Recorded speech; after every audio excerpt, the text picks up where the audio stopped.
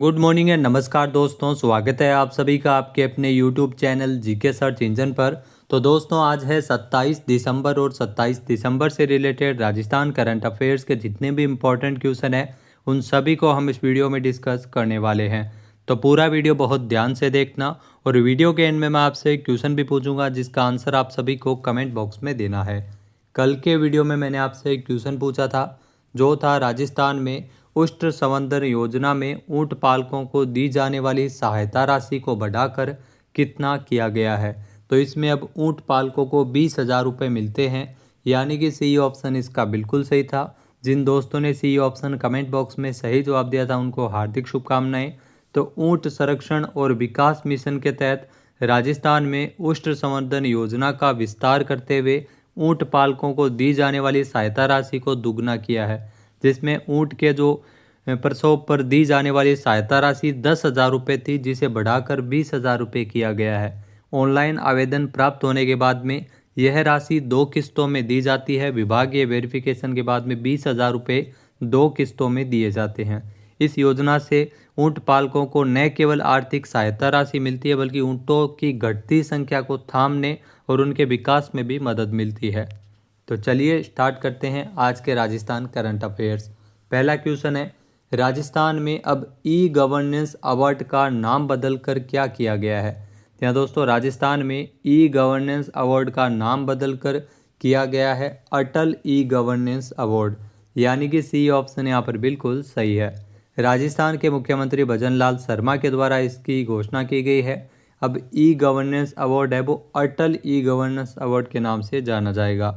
आइए जानते हैं इम्पोर्टेंट फैक्ट्स।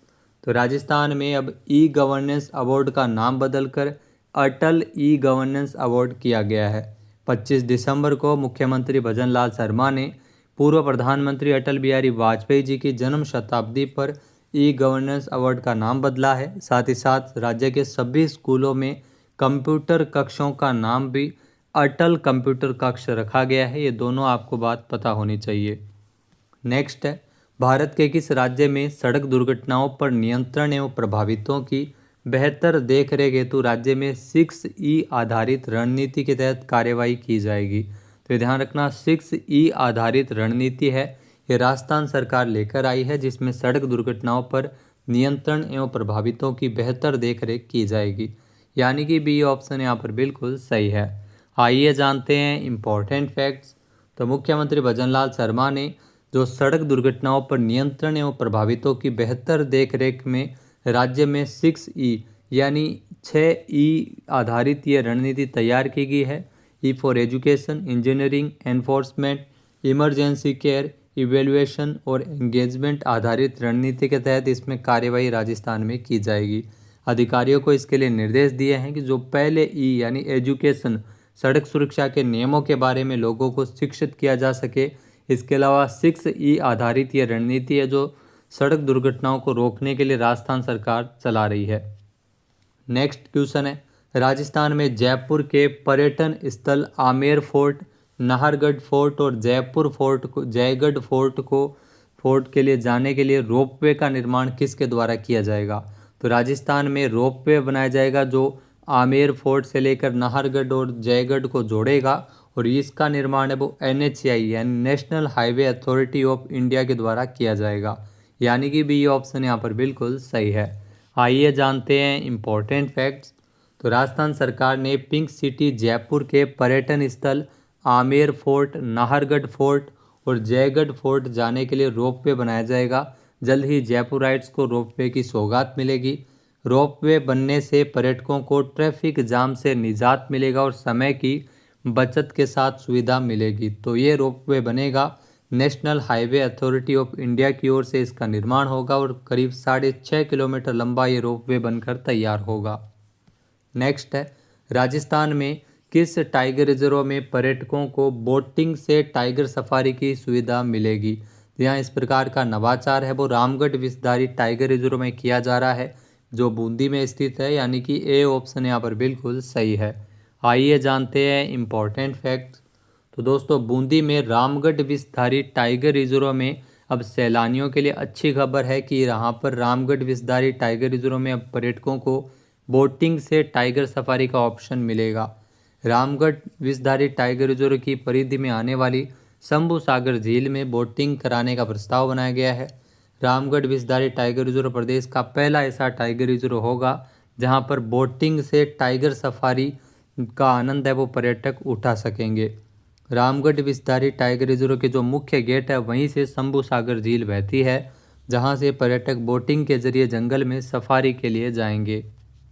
नेक्स्ट क्वेश्चन है, राजस्थान सरकार के द्वारा किसानों को खेतों में तारबंदी करवाने के लिए तारबंदी योजना में अधिकतम कितने रुपए तक की सब्सिडी मिलती है।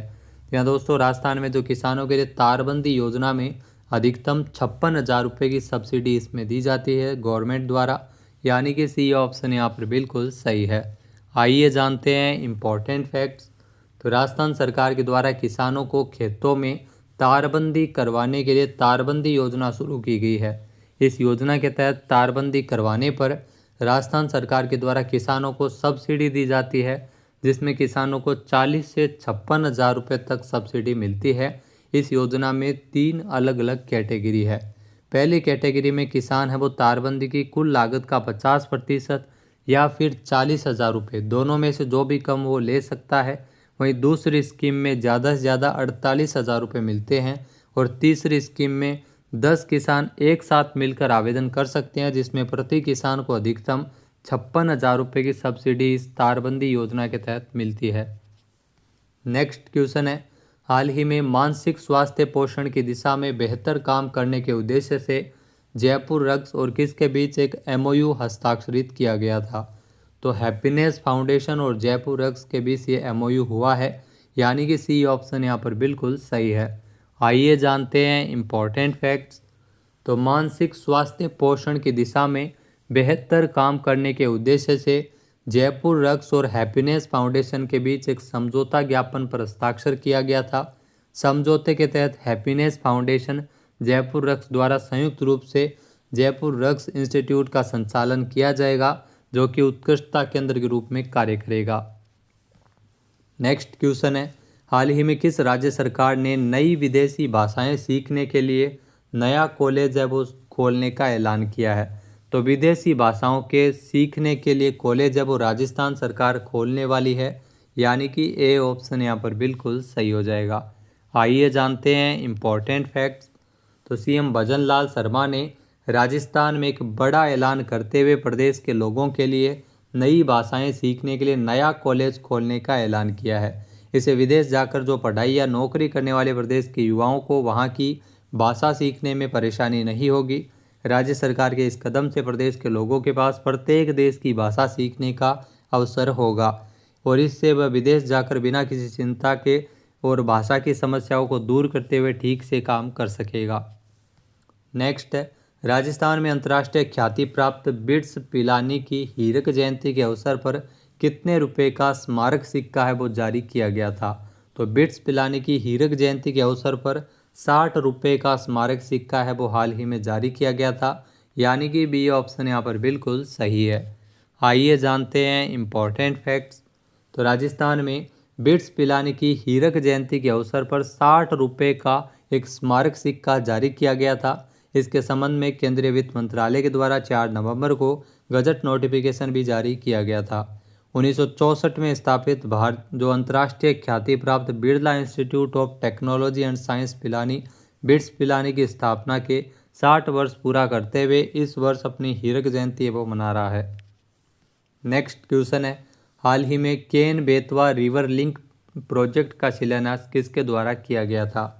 तो हाल ही में Ken Betwa river link project यानी नदी जोड़ो परियोजना का शिलान्यास भारत के प्रधानमंत्री नरेंद्र मोदी जी द्वारा हाल ही में किया गया था, यानी कि ए ऑप्शन यहाँ पर बिल्कुल सही है।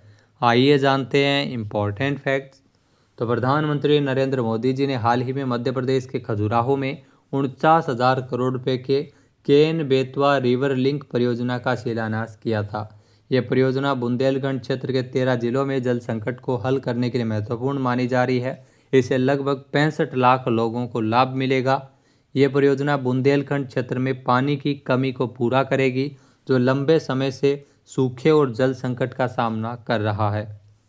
अब बात कर नेक्स्ट है, हाल ही में राष्ट्रीय मानवाधिकार आयोग का अध्यक्ष किसे नियुक्त किया गया है? तो राष्ट्रीय मानवाधिकार आयोग के अध्यक्ष बने हैं, ये क्वेश्चन बहुत ही महत्वपूर्ण है, आपको जानना जरूरी है। राष्ट्रीय मानवाधिकार आयोग के अध्यक्ष के रूप में रामा सुब्रमण्यम की नियुक्ति की गई है, जो आप तस्वीर में देख रहे हैं। यानी कि ए ऑप्शन यहाँ पर बिल्कुल सही है। आइए जानते हैं इम्पोर्टेंट फैक्ट्स। तो सुप्रीम कोर्ट के पूर्व जज जस्टिस रामा सुब्रमण्यम को 23 दिसंबर 2024 को राष्ट्रीय मानवाधिकार आयोग का अध्यक्ष नियुक्त किया गया है।